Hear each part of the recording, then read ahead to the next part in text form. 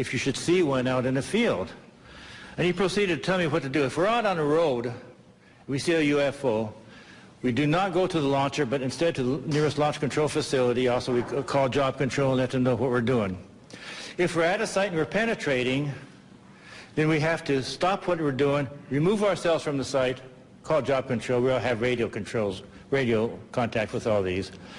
Call to job control and wait for further instructions. Now, if we're at the site and we're doing our work, I have to take myself, my team, and the targeting tapes, go into the launcher, close the personnel hatch. Now, all the teams, before you go out into the field, will take with us an armed guard. That's just normal. We have to leave the one guard, armed guard, on top, all by himself, and he's supposed to report to job control or the launch control facility or what he was seeing. And then I says, okay, but then he says one other thing, don't leave yet. We're going to hold everybody back until we're sure that all the activity out in the field has ceased, at least for the time being. So I waited around about an hour and a half. He was all ready to go. Then they contacted me and says, okay, you can go now. So I went with my team. We went out to the field. We restarted. We had to go to Oscar flight. That's not a very pleasant thing. Oscar flight is 120 miles. It's the furthest flight from the base. And in Air Force trucks, that's not the most comfortable ride. But nevertheless, we went out to Oscar flight, and we restarted. I think it's either 3 or 4 missiles. This is where Bob was at the time. We restarted 3 or 4 of their missiles. The startups were successful, and I saw no incidents in the field. When I came back, we have to go through debriefing. The first things I asked them upon return to the base, what about this missile out in Belt?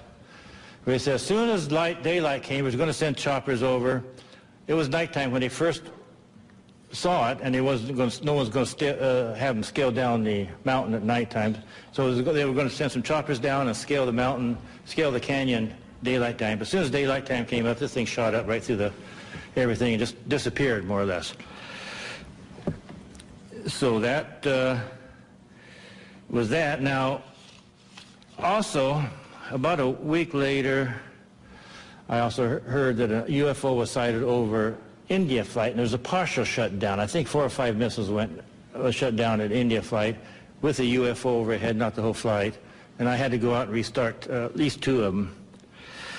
And then the rest of my time at Montana, I was involved in no more further UFO incidents. Nothing else happened.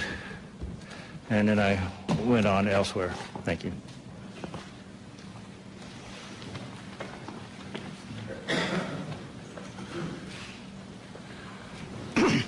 Good afternoon. My name is Charles I. Halt. I retired from the U.S. Air Force in 1991 as a colonel.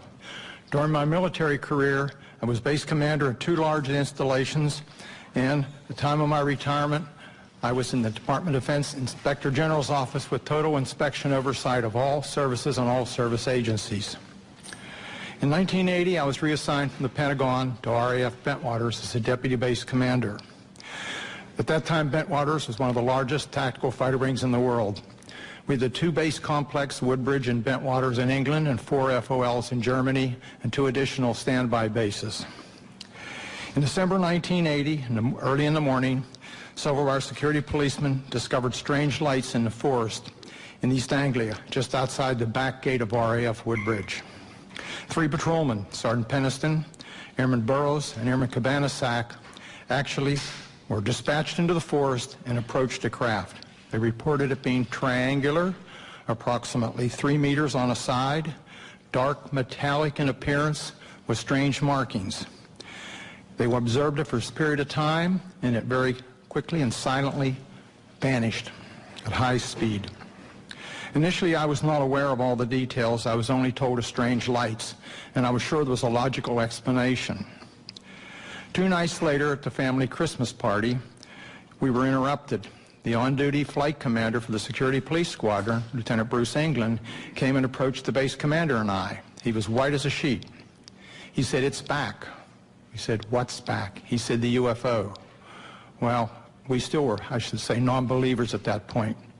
Since my boss had to do the presentations, I was tasked, unfortunately, to investigate.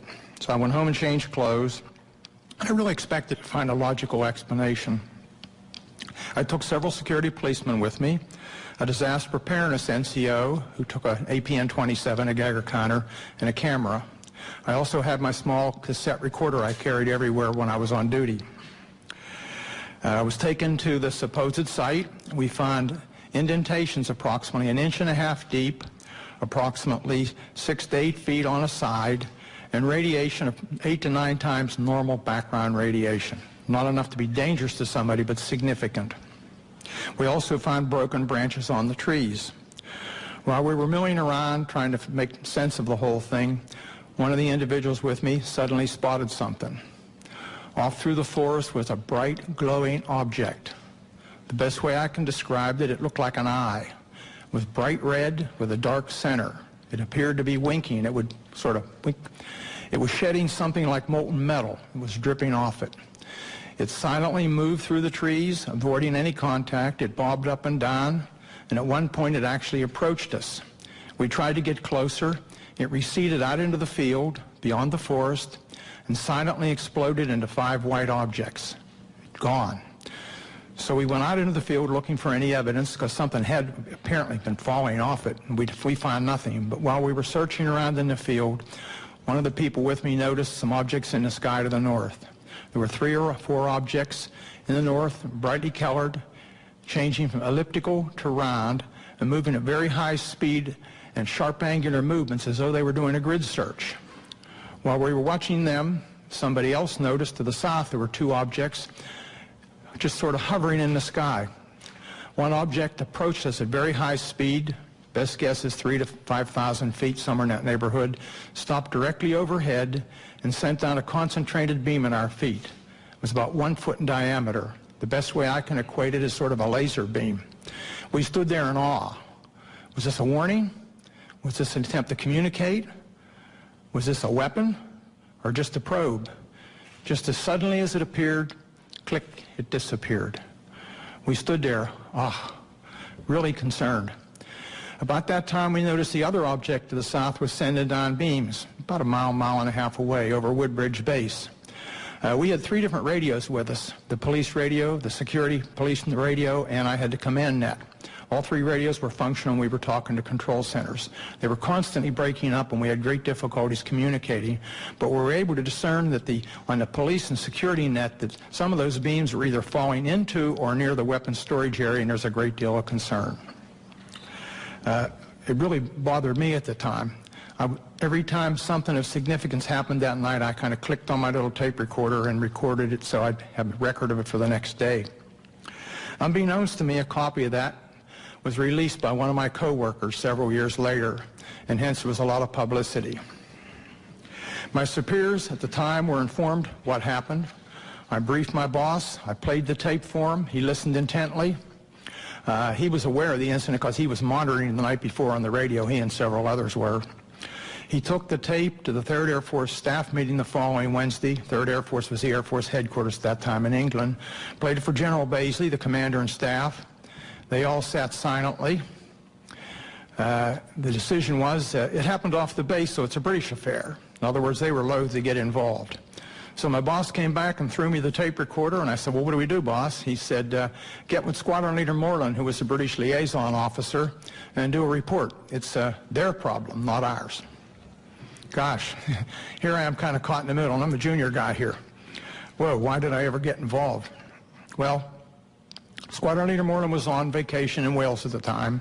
He came back and he was quite upset that he was in the middle of the thing too. So he said, well, write a memo. So I wrote I shall call it a cleaned up memo, just kind of unexplained lights, just to kind of get them to come out and investigate and look into the thing. Well, I gave it to Moreland, and unbeknownst to me, Moreland sent a copy to his superior, 3rd Air Force. I didn't know that at the time. The copy to MOD was apparently buried in the files.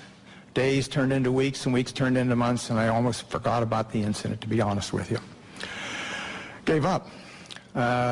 Several years later, one of my co-workers was playing a copy of my tape at cocktail parties and caught somebody's ear. Somebody started asking questions, and he said, oh, Holt wrote a memo. The next thing we know, there was a Freedom of Information request came into Bentwaters. Of course, there was no official copy. We didn't have word processors in those days. We used typing manifolds in the old typewriters. We were just transitioning. And the only copy was an onion skin that I had in my desk. So my boss went back and said, there's no official record of it. Well, somebody else found out the 3rd Air Force had a copy. Well, Pete Bent, a good personal friend of mine, was the acting 3rd Air Force commander, called me and he said, hey, Chuck, I've got a copy of this memo. We're going to have to release it. I said, please burn it. Your life and mine will never be the same. You and I don't need this. Well, need I say more? The tape came out, unbeknownst to me. The memo came out, and a lot of publicity. But the event certainly happened. Now, some things have happened since then. I was very innocent at the time and believed what I was told.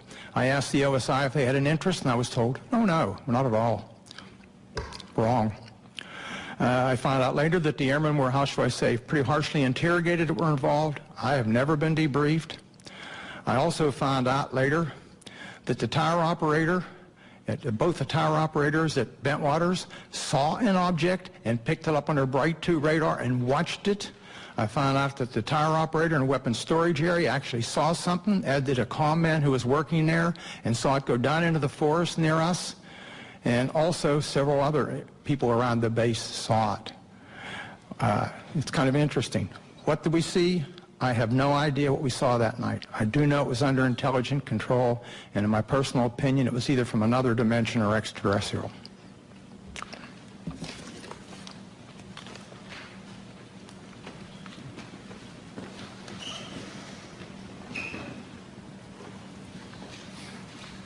Good afternoon. My name is Jerome Nelson. From 1962 to 1965, I was an Atlas F ICBM Deputy Missile Combat Crew Commander, assigned to the 579th Strategic Missile Squadron in Roswell, New Mexico. Sometime during the winter of 1963 through 1964, while I was on alert duty in the Launch Control Center at Atlas Site 9 west of Roswell, my topside security guard called me on the telephone and reported a bright light that is a fully illuminated round object was hovering silently over the missile silo and shining a light down onto it. I could tell that he was serious, and his voice revealed he was very frightened. After perhaps 5 minutes, the object left the vicinity. Even before it left, I called the base command post at Walker Air Force Base and reported the incident. I was concerned the object would somehow sabotage the missile. I was surprised by the response I received, being told that the command post would take on the unauthorized excursion under advisement. I was never debriefed by my commander or anyone else, which I found quite puzzling and frustrating. Over the next month or so, this type of incident occurred several more times while I was on duty at Site 9. I would estimate the total number as more than 3, but fewer than 10. On each occasion, I would call the command post, but each time my report was met with the same apparent indifference. During each of these incidents I witnessed, the guard would call the Launch Control Center and report the UFO. Several guards were involved over time and were all obviously frightened by the object hovering over the site. Their voices were actually trembling. Because of my duties in the Launch Control Center, I could not go topside and look at the objects myself. Only decades later did I learn that at least one missile facility technician, Bob Kaplan, had been ordered to report to the Office of Special Investigations on base and make a report about the similar incident he had witnessed at Site 9 during the period. At the time, this development was kept from me and my missile commander. I do not know whether anyone else was interviewed by the OSI, but I wasn't. That's my report.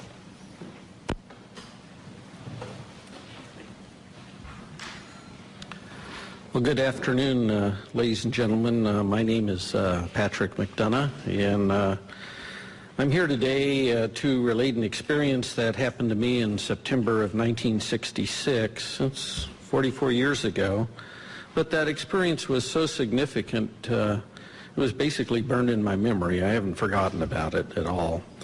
But I am getting older, and I did want to put this experience and relate it on the record. A little background on me: I had enlisted in the Air Force in Berkeley, California in first week of November 1962. At the onset of the Cuban Missile Crisis, it was going. I felt patriotic. And up to that time, I had been studying engineering in college. I had 3 years of engineering. And the Air Force, considering my background, trained me to be a geodetic surveyor. And I was assigned to 1381st Geodetic Survey Squadron in Orlando, Florida. We basically, in 1965, we moved to Warren Air Force Base in Wyoming. On average, I would spend 9-10 months a year on temporary duty, surveying for latitude and longitude at our missile sites and aircraft bases for positioning missile and aircraft guidance systems. Basically, the squadron's mission was to provide precise geographical coordinates for a missile or an aircraft inertial guidance system, so that the missile or aircraft would know exactly precisely where it was at when it takes off, while the intelligence agencies would provide the targeting information. In early September of 1966, myself and 2 other airmen, Airman First Class Al Kramer and Airman Third Class Charlie Coates, we were temporarily assigned to Malmstrom Air Force Base, and were ordered to provide or perform the initial geodetic surveys for the last 50 missile sites there. There already was 150 Minuteman I sites, and we were putting in the last 50 for the wing. And basically, we were assigned to the Site Activation Task Force, they call SATAF. It was a Boeing, really, the prime contractor. We were given a government truck, no radio, anything in it. I was the chief of party. I was the observer on our small 3-man team. Al was the recorder. Charlie was, we were trying to train him both in observing and recording.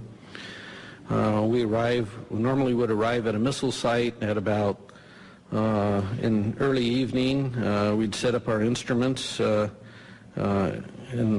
basically what I was doing was the star observation to provide precise latitude and longitude. On the night of this incident that happened, we were completing a series of what we call celestial astro-azimuth observations southeast of Conrad. And I was doing the observing, Al was recording, and Charlie was assisting Al with the chronometer on the time hacks as I tipped on Polaris.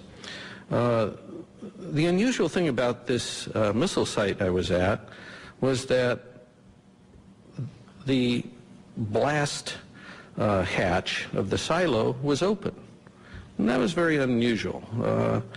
Normally when I'd go to these missile sites, even though they were not activated yet with a missile, they were always closed. The monoliths were there. We do 4 monoliths and do a precise quadrangle, and the work we did was very precise. It involved a lot of, it was basically all using star shots. And so here's a site that we arrive at, and the blast hatch is open. And we're nearing completion of the star observations. We had been to the other 3 monoliths, and I was at the monolith at the next to the hatch. And it was probably about 1:30, and a unidentified flying object came from the north and stopped right over us. I would say it was probably about altitude of 300 feet or so, maybe a little higher. It's a little hard to tell in the dark.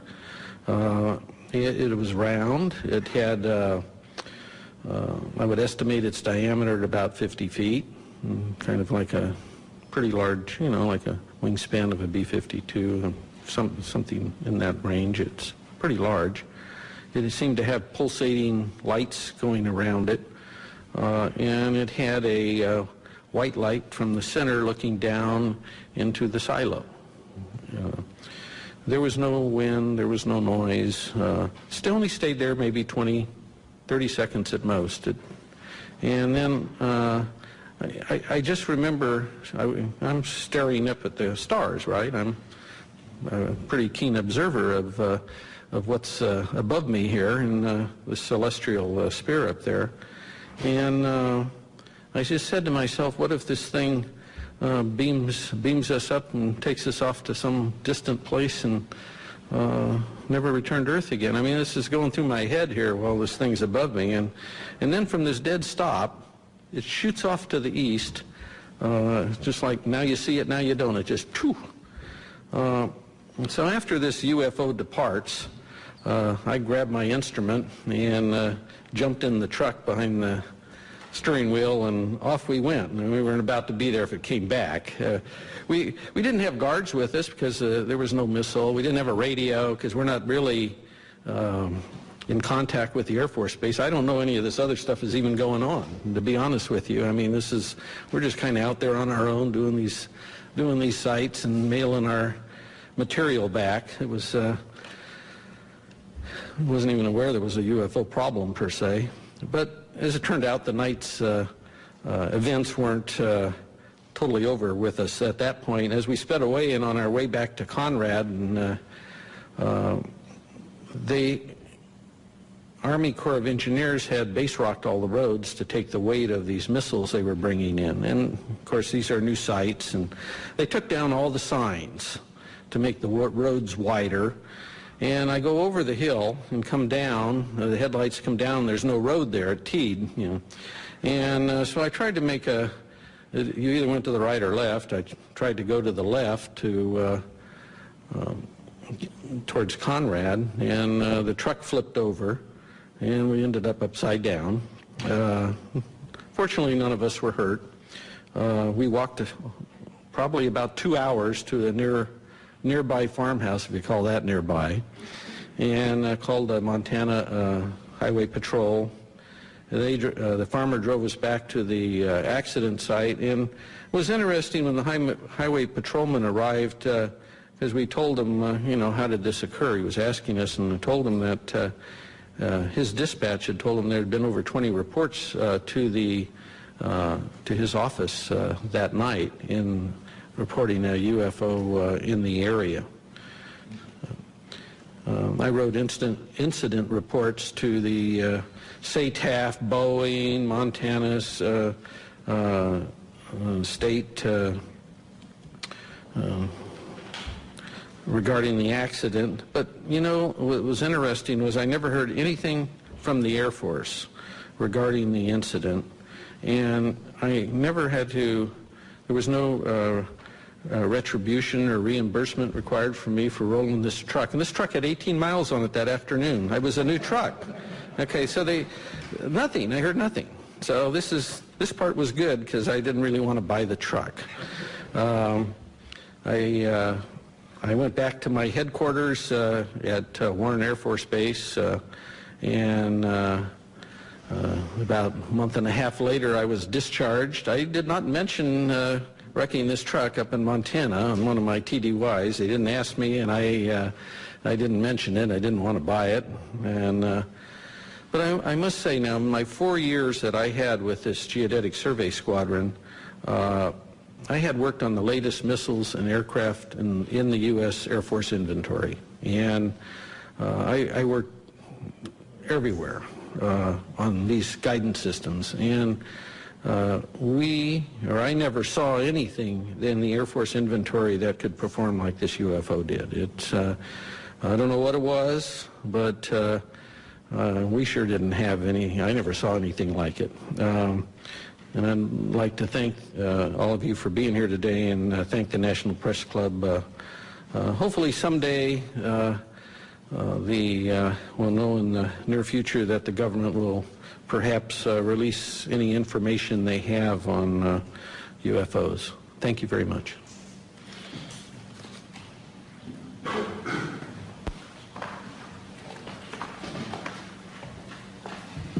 Hello, everybody. I'm Bruce Fenstermacher. I don't have any exciting stories like rolling a truck with 18 miles on it. From 1974 to 1976, I was a combat crew commander and a captain in the Air Force, stationed at F.E. Warren Air Force Base at the 400th SMS and assigned to Romeo Flight. In the fall of 76, my deputy, who I'll call Sam because he's not given me permission to release his name, we were on alert, trying to stay awake. We were listening to the conversation between the flight security controller of the topside NCO and the strategic alert team, the security alert team, the SATs. Kind of that was one way to stay alert, because the SAC duty is moments of terror with hours of boredom. And suddenly we heard the FSC call the SAT team and say, stop the vehicle. Get out of the vehicle and look around. I didn't tell them where to look or anything. And Sam and I looked at each other and then said, what do you see? And he said, oh, I don't see anything. I don't see anything. Holy bleep. I do see a white pulsating light in the sky. It's maybe 7 or 8 miles away. The FSC asked where it was. He said it's to the north. He said it's pretty close to where the launch control facility is. So my deputy and I did a double take. We called upstairs and we said, what's going on? He said, you're not going to believe this, Captain, but right above us, there's a huge white thing, pulsating light above us, and I had to call them to make sure I wasn't seeing anything. Upon prodding, he told us it was shaped like a fat cigar. I think he said a pregnant cigar. White pulsating light. Between the pulsations, he saw red and blue lights. It was silent, because I prodded him saying, is it some for a helicopter? He said, no, it's very silent. We're talking to him for several minutes, and he says it's starting to move away along our access road. So we hung up. My deputy and I are saying, what do? We got to report this. He calls down, the FSC calls down shortly and says it's over one of our launch facilities, the missile silos, and it was the closest one along the access road. So I ordered the SAT team to go to that site. And they called in through the FSC, so they had to go back for batteries. And they were a little slow getting out, so I was kind of ordering them, come on, get on, get going. And at the same time, we contacted SAC Command Post at F.E. Warren. And the NCO answered, and we told him the story, and he laughed and said, when it eats the SAT team, call me back. So the SAT team never got to that LF. It silently moved again to another launch facility. We called the SAT team 3 or 4 times. I'm sorry, we called Command Post 3 or 4 times. The last time, and we got the same nonchalant attitude. The last time I said, are you logging this? And they said no. So I said, give me the officer in charge. And he said, well, he's busy. I said, well, you either give me the officer in charge or I'm going to wake up the base commander, the squadron commander, because there's something going on, something's messing with my LFs. They were mine for that period. So the officer came on, and I said, you need to log this or I'll wake everybody up. He said he would. He called us, his NCO, a different NCO called us back a few minutes later, took the log of what had happened in a timely sequence. So it went to another LF. The SAT team had to come back for gas. Then it said it had car trouble. It could only go 5 miles an hour. So long story short, after several, about an hour and a half, the flight security controller said he could see it over another launch facility still down the road.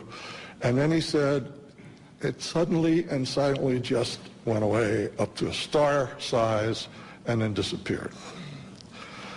So that was it. It was an exciting rest of the tour. The next day we were relieved by another crew to go back home. And I went upstairs, and the FSC is lying like in a chair in almost a fetal position. And I talked to him, and he was scared. He said, I can't sleep. I can't get that thing out of my mind. And I said, what the heck was with the Sept team? He said, both my deputy and I were prior service, so we got along well with the enlisted guys. So I said, if you promise not to tell anybody, they told me they were not going to go to any LF with that thing over it. No direct orders, no nothing, and in fact, they never left the launch control facility. We picked up the Quebec team on the way back, the Quebec crew, because Quebec was on the way to Romeo, and SAC liked to save a little gas, so we road share. And they told us that earlier that evening, they had the same sort of thing flying over several of their launch facilities. And I said, what happened? You reported it. And they said, are you crazy? We didn't report it. We're not going to report it. I said, well, I did. He said, well, if you tell them about us, we're going to say it never happened. So we went back home. I reported to my squadron commander. The next few, we always have departure meetings when you go out for alert. The next several departure meetings, we had an unusual visitor. We had an officer in a uniform telling us that you may have heard rumors about this. It didn't happen. It's top secret. And I wanted to stand up and say, which is it? Didn't it happen, or is it top secret? So that's my event. I think Mr. Salas comes back.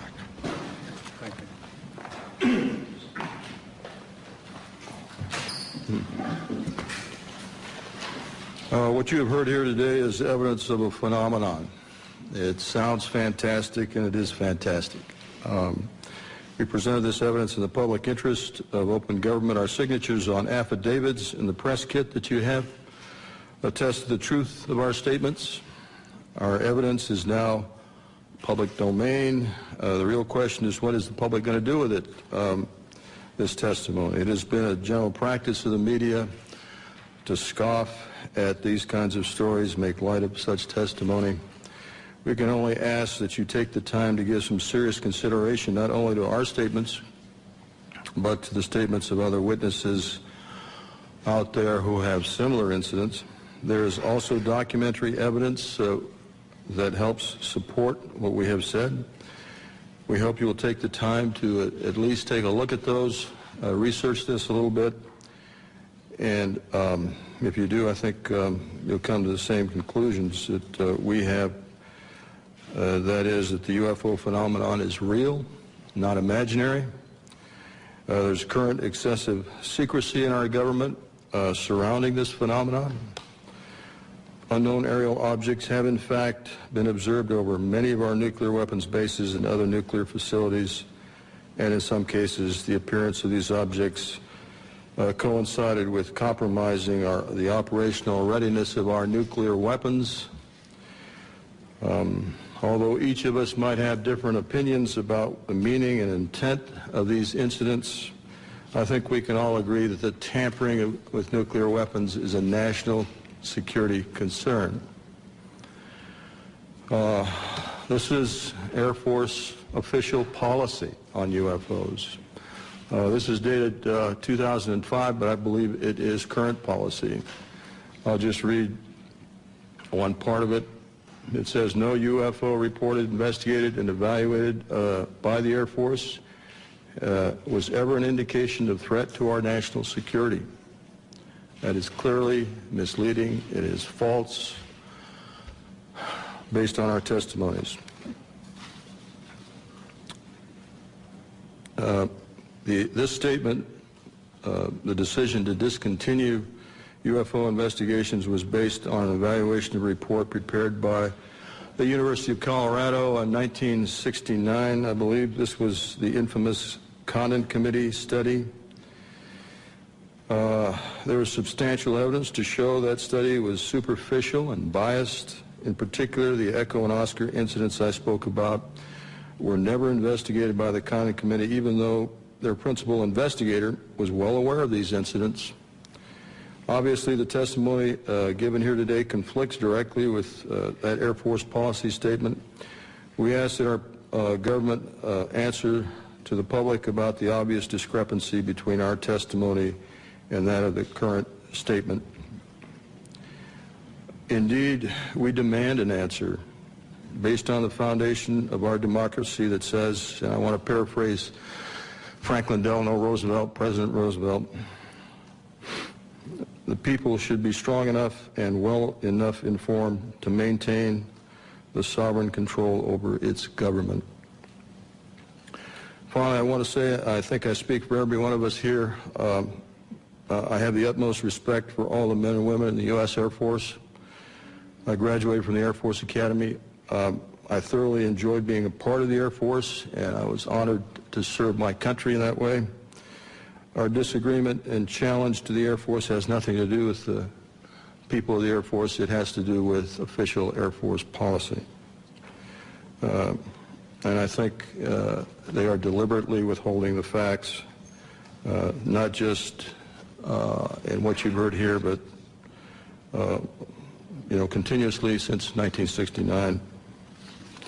And by doing so, they're not allowing the people of this country to engage in the decisions regarding events that are clearly national security issues and concern to all of us. We're simply asking for the truth. Thank you for your attention. At this time, we're going to take questions. Mr. Hastings will take it from here. If you would go to the microphone over here and tell us what media you represent. Thank you. When you ask a question, I would ask first that you identify yourself and your organization, and then direct your question perhaps to a specific individual. That person will have to find his way to the mic, so there will be a bit of delay. Yes. Pat McCune, the Daily Trojan, University of Southern California. We just did a big event here, and LucasArts, Mr. George Lucas himself. I wanted to commend all of you. You guys are soft-spoken, but you carry a big stick, and that's exactly the way to approach this issue. I remember when UFOs first got going, it was like a laughing matter until they started revealing themselves in the deserts, Arizona, Colorado, and so forth and so on. I'm standing up here not only because if I'm a resource to anybody, if LucasArts is, please let me know, and I'm glad to do whatever I can to help you.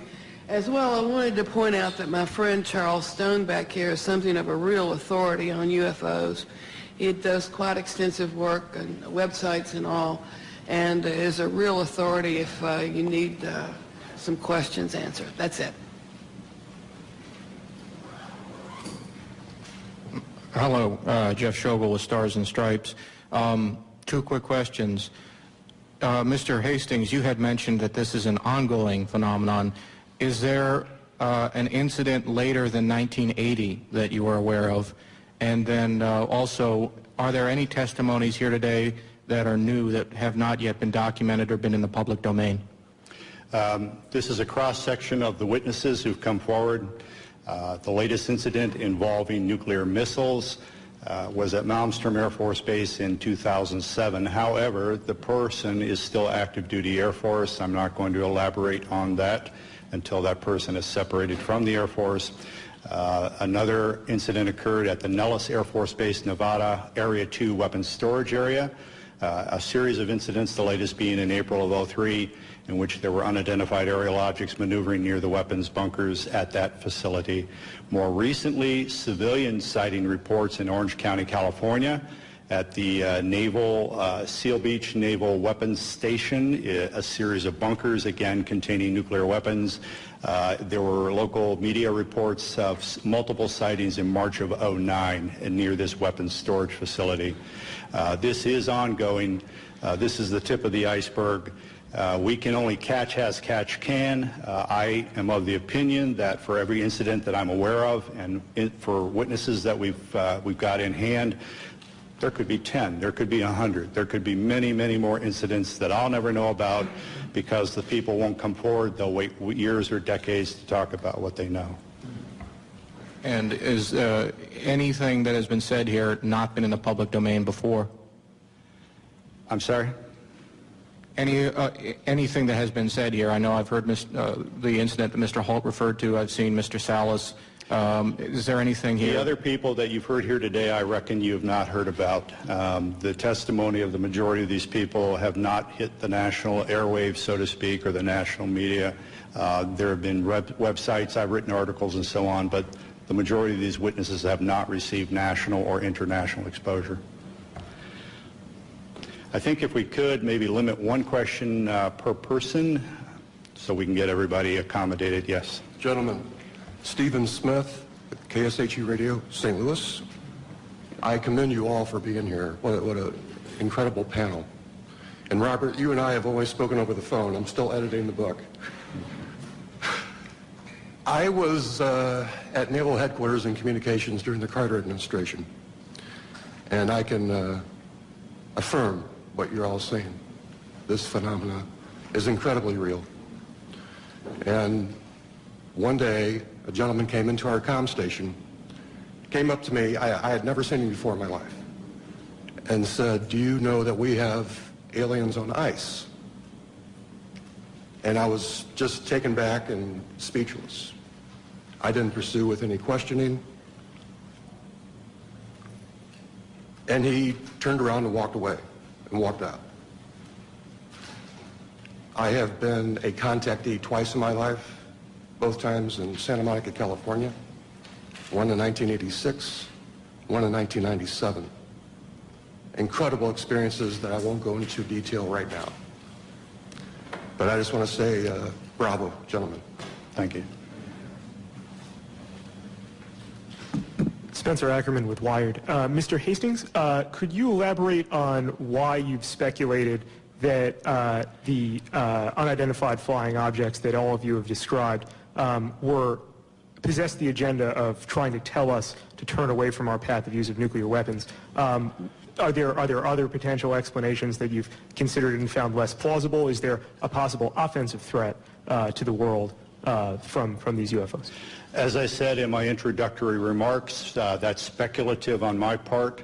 However, given the available evidence, that is a plausible scenario. We can clearly say, based on radar data, which are empirical, not anecdotal, that these objects have been tracked since the early 1950s, if not earlier, traveling up to 7,000 miles per hour, making right-angle turns at high rates of speed, instantaneously hovering, reversing course. If we or the Russians or any country on Earth had those kinds of craft in the early 50s, why have we spent the last several decades developing fixed-wing aircraft of far inferior abilities? These are clearly, in my view, a technology from somewhere else piloted by beings from obviously another world or another dimension. Moreover, the fact that missiles have been tampered with here and in the former Soviet Union, and on one occasion in each country about which I am aware actually activated, I think we can rule out that these are the Americans attempting to start World War III or the Russians attempting to start World War III. Again, the technology involved is so superior, and we cannot conceive of a logical scenario whereby either of our countries would attempt to activate nuclear missiles for any reason under the sun. Now, our opinion is that whoever these beings are, they are indeed attempting to send a signal that we are playing with fire, that we are gambling with the human race's future. There are other possible scenarios. I have half-jokingly said from time to time, maybe they're planning to invade Earth and they don't want to inherit a radioactive environment when they do. Now, I don't believe that's what's going on by any means. I don't think humankind is in jeopardy from whoever they are and what their intentions are, except we will have our minds expanded. There will be a paradigm shift. Traditional institutions such as religions, governments, other social institutions may indeed be threatened by what is coming. That is just a logical consequence of what is about to occur. But if indeed this Earth is being visited by other races, and if those races are, one or more races, are in fact repeatedly monitoring and sometimes tampering with our nuclear weapons, That secret, in our view, should not be kept from the citizens of this planet any longer. But you don't think there's an offensive element to their contact? I don't think there's any potential hostility, except, again, to closed-minded people. Sure. This is to the question of hostility. What you've heard up here, and especially in my case, they could have done a lot more damage, in permanent damage to our weapon systems, and they didn't. All of these weapons, in my case, were brought back up on alert.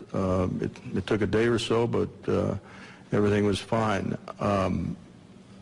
If they wanted to destroy them with all the powers they seem to have, I think they could have done that job. So I personally don't think this was a hostile intent.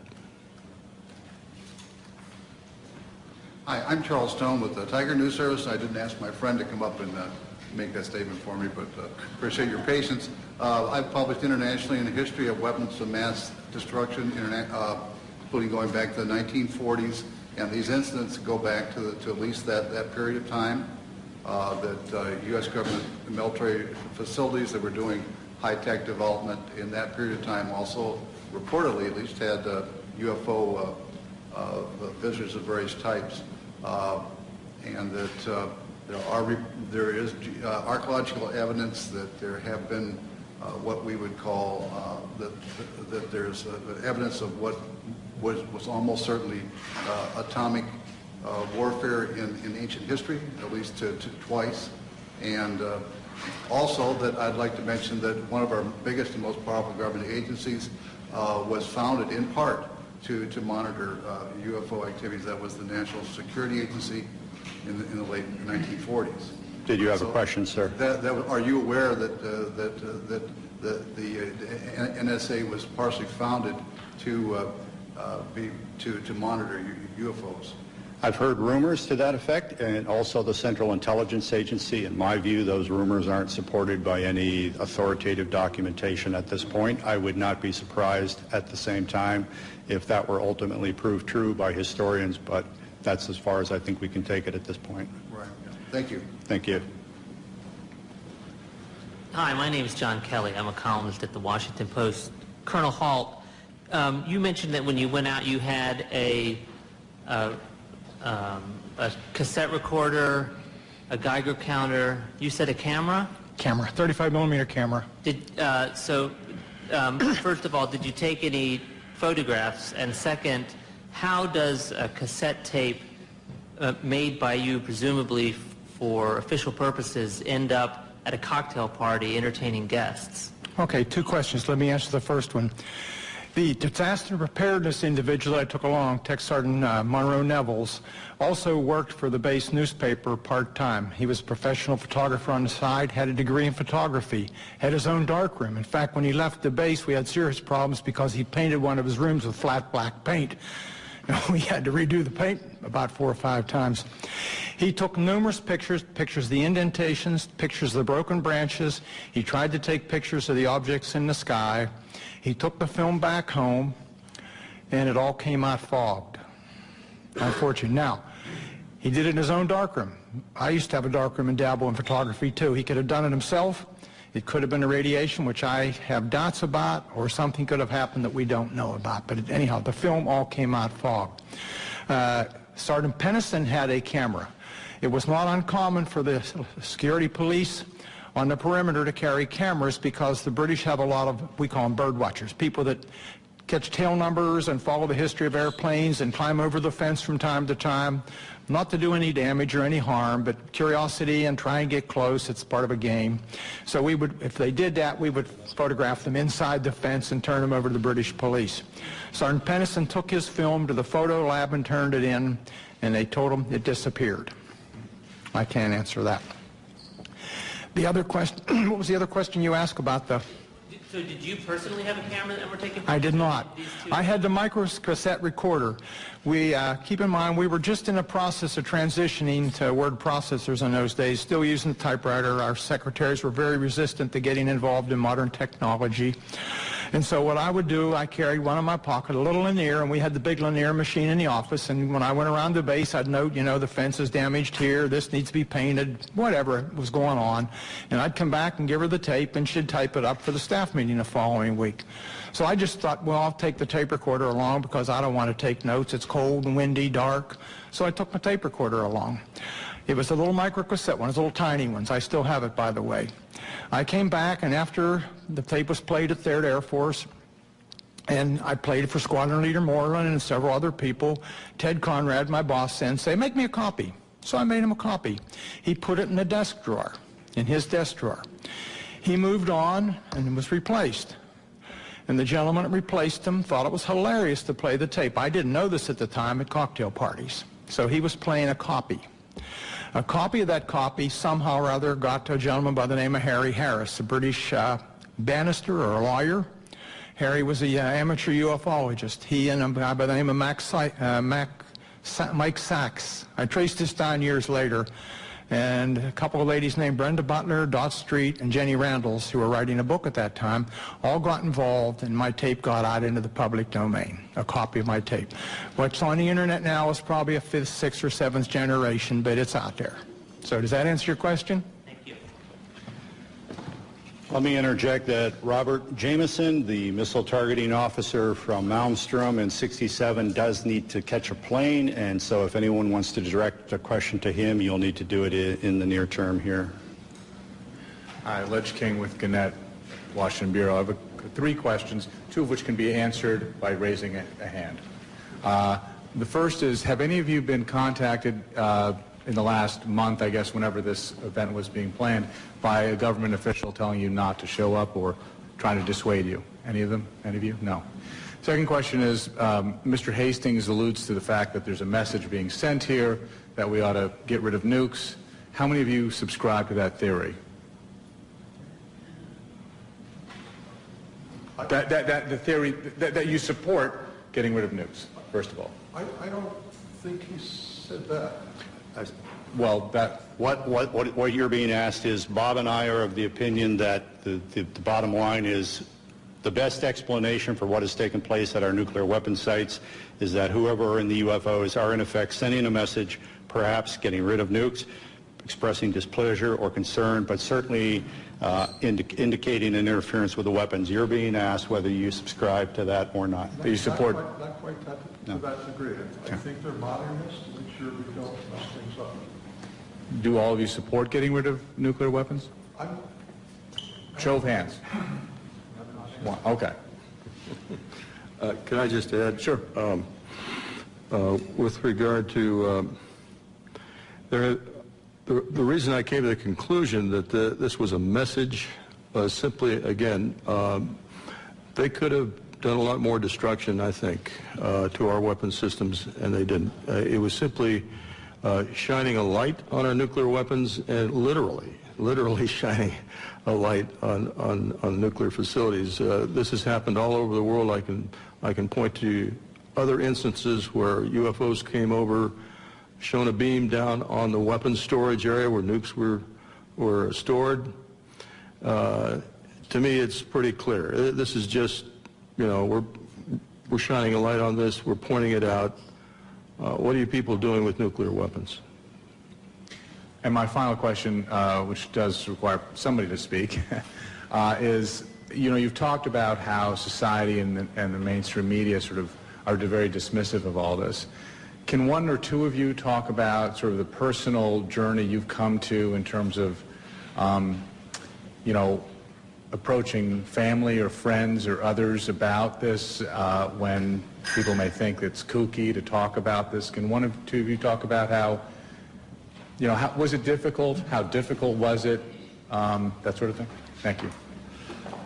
Well, as a person who is very, very skeptical about this, what I call UFO nonsense, when that happened that night and I thought through the process of what the logical explanations are, after that I was very careful about who I told what, because some of my friends, when I started on this, just laughed.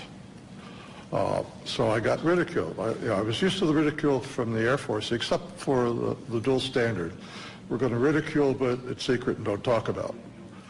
And coming out was my, I came out a little bit.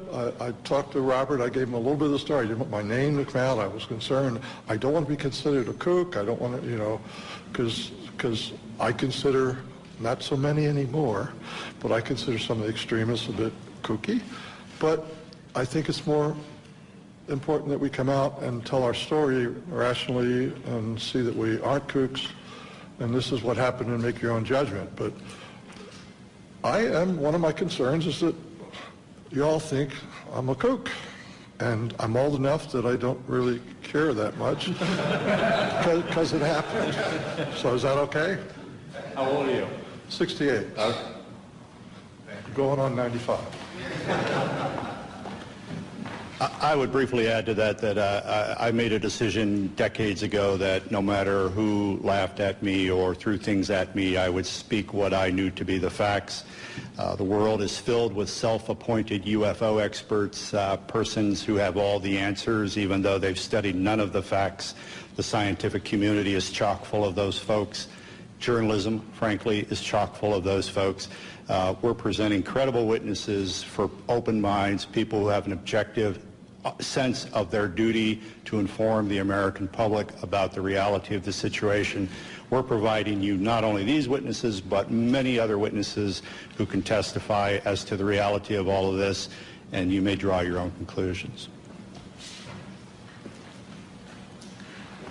I'm Lisa Pham from Epoch Times newspaper.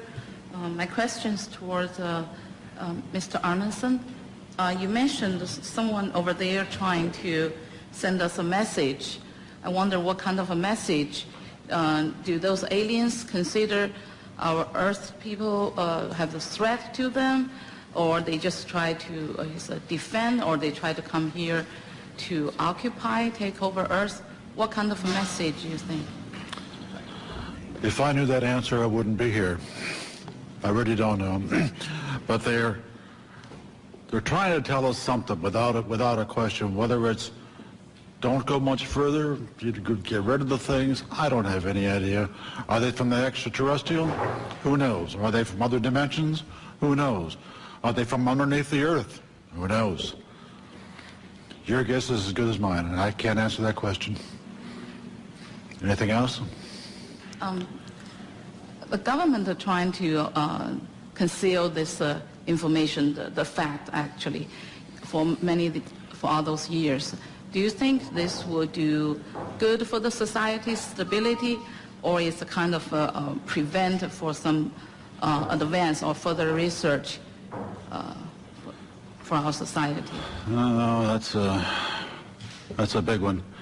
We have been lied to for so many decades about the truth of the matter, and I think we need to have more openness in society as far as what these things are. Recently, in the last year or two, the Catholic Church has said publicly, you know, it's okay, ETs can exist. They're our brothers, and they are theologically saying it's okay to believe in extraterrestrials. And if the Catholic Church says it, it's got to have a big stick, I would think, as far as the Western world is concerned anyhow. Do you think right now it's a time for human beings to admit there are other spiritual beings in the universe besides the human race? Oh yeah, I think that's the thing is, people are so wrapped up nowadays in their own world. They're worried about jobs, they're worried about mortgages. They could care less about UFOs and ETs and paranormal events and whatnot. That isn't even on their radar scope. Unfortunately, but that's... I understand that. I haven't spoken to college students that much myself, but I understand that that is a fact. Yeah. And that's healthy. I think that's goodness. Oh yeah. I just wonder what's in the archives in the Vatican as far as UFOs and things like that are concerned. If that could be released, wow, I bet it would blow the socks off a lot of people. That'd be interesting. Okay. Let me You asked what would the potential changes be for society, would this be good? Let me briefly summarize and say, in 1975, a former CIA official, Victor Marchetti, wrote a best-selling book called The CIA and Cult of Intelligence. The CIA took him to the Supreme Court to attempt block publication of that book. Ultimately, a redacted version of it was released. It was the first book in American history to be censored by the U.S. government. The same Victor Marchetti, in 1979, wrote an article for Second Look magazine. The title, I believe, was How the CIA Views the UFO Phenomenon. He said, among other things, this subject was so sensitive that you did not talk about it in the agency unless you had a need to. Nevertheless, there were rumors floating around at the highest levels of CIA about recovered crashed UFOs and the bodies of their crews. Thirdly, Victor Marchetti said, in his opinion, as an intelligence analyst with CIA for I think 11 years, he was of the opinion that no government on earth will voluntarily release this information because it would jeopardize the status quo, i.e. their power. Even if there's no hostile intent or implication to the visitation of these beings, if indeed these are extraterrestrials, even if they're not meaning us any harm whatsoever, governments have nothing to gain and everything to lose by admitting the reality of this. And Victor Marchetti's opinion is that this will probably come out, by some action on the part of the phenomenon itself, which will leave no doubt in anyone's mind. But don't expect Washington or Moscow or any other government to volunteer the reality of all of this. Thank you. I'm Jim Canan. I'm a defense writer of long standing in this town for Gannett Newspapers, Business Week magazine, and I was senior editor of Air Force magazine. I'm going to ask a question, but I want to contribute something. When I was on Air Force magazine, I was told by an Air Force colonel of long acquaintance that this was real and that we were actually dealing with the aliens. I never had the guts to write. He said, you won't have the guts to write this. I said, no, because I have to confirm it. And if you can't tell me how to confirm it, he did give me a couple names, but it didn't pan out. I was like all the rest of the press, if I couldn't confirm it, I wouldn't write it. Now, that may mean that we're somewhat cowardly, but at the same time, it means that we're also very careful. I do sympathize with the members of the press who do not write about this, even though I myself am convinced of it by now, because I was one of them once. But now, I have a question contemporary. 2 years ago, the Air Force Chief of Staff and the Secretary of the Air Force were dismissed by the Secretary of Defense for, among other reasons, being sloppy in their management of nuclear weapons. We transported an armed one somewhere, we sent components overseas and so forth. This shook up the Air Force. I want to ask you gentlemen, in the aggregate or individually, do you think that this evidence of malfeasance ranks up there with not telling the public about alien or UFO intrusion at nuclear sites? Is there an equation there? Can I speak to that, sir? I don't know about ranking, but it points out the dangers of nuclear weapons. The fact that these accidents have occurred, serious accidents with nuclear weapons, and it just points out how dangerous it is that we have them. I don't know how to compare that with the cover-up. I'd have done an analysis of the cover-up, and I'd be glad to give it to any of you guys that are interested. But I think it's related in the fact that the cover-up of the fact that the UFOs did intercede with our nuclear weapons is extremely important. May I add something? This Air Force colonel who talked to me about all this, he did so in result to my questioning about it after a Japan Airlines freighter over Alaska was trailed by a UFO in 1987. I called all over Elmendorf, FAA, the Pentagon. And then I was approached by this colonel whom I had known, who said, I understand you are interested in UFOs. And I said, yeah, well, I have something to tell you. And since he had known me a long time, that's why he got into this. It had no great enterprise on my part, and I still don't know what to believe. But would you comment on, he also said, though, that we have a lot of misconceptions about what they are here for. He said they basically don't give a damn. They don't care what we do. They're here for their own purposes. And that any notion that they should land and say, take us to your leader, boggles the imagination, because they don't care about that kind of thing. And I said, well, do you have any idea why they are here? He said no. And he didn't think anybody else in the Air Force or anywhere else did either. How does that square? Let me interject regarding the November 87 radar tracking incident that you alluded to. Right, and in recent years, you may know that the number 5 guy in the echelon at FAA, John Callahan, has gone public and said that shortly after that happened, CIA agent, 2 agents, I believe, and some other government types convened a meeting at FAA headquarters and said we want all the radar tapes, all the voice tapes, and this never happened. I wasn't here. John Callahan said, how come we can't tell the people about this? According to this FAA administrator, the CIA agent said the people would panic, the public would panic. John Callahan, to his immense credit, kept some of the data down in his office. The CIA agent said, give me all of this. He gave him everything that was on the table, didn't tell him about what was downstairs. And when he left the agency, John Callahan released that to the public. So CIA is still quite involved in all of this. Leslie Kane's great book includes that again. I think regarding well, to follow up on the other part of your question about, what are they up to, why are they here, and so on.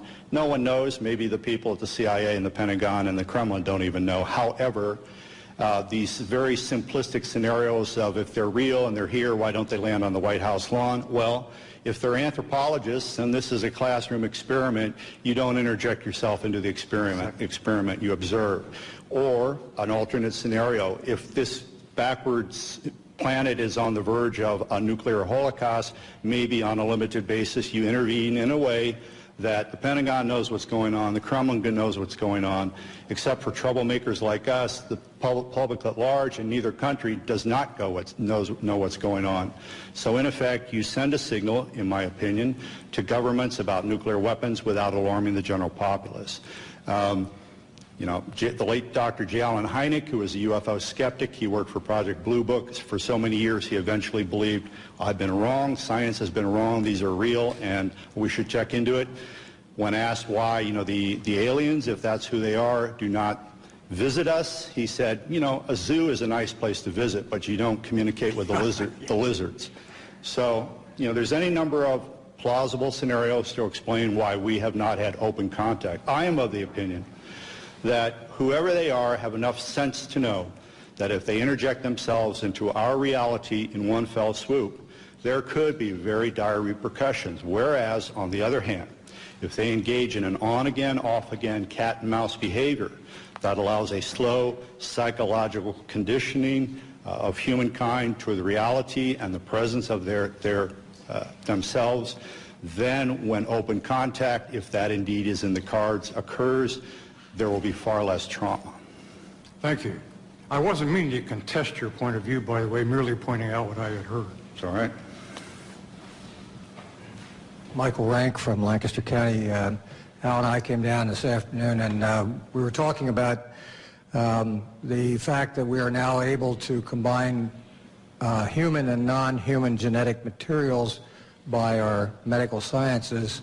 And I don't know whether any of you have had a chance to read Professor Jacobs' book, The Threat. He's a tenured professor at Temple University, and he has been doing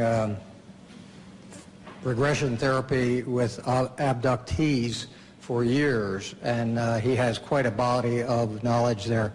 One of my reasons for asking this is, being an old district attorney, the definition of murder is the unlawful killing of another human being, but nowhere does it say, does it have to be 100% human? Can it be 1% human? I'm waiting for somebody to play that card. I'm out of the business now, but that might be fun. The other issue is the toadies in government who are following their orders to lose the files in Freedom of Information Acts, I think might take a totally different view as to their attempt to preserve their jobs if they realize that there might be an argument made that there's a First Amendment violation by suppressing the truth about these things that have been found and seen and so forth. The suppression works to favor certain religions versus other religions. Thank you. Anyone else? Thank you for coming. Again, all of us will be available for one-on-one interviews for some period of time. Thank you.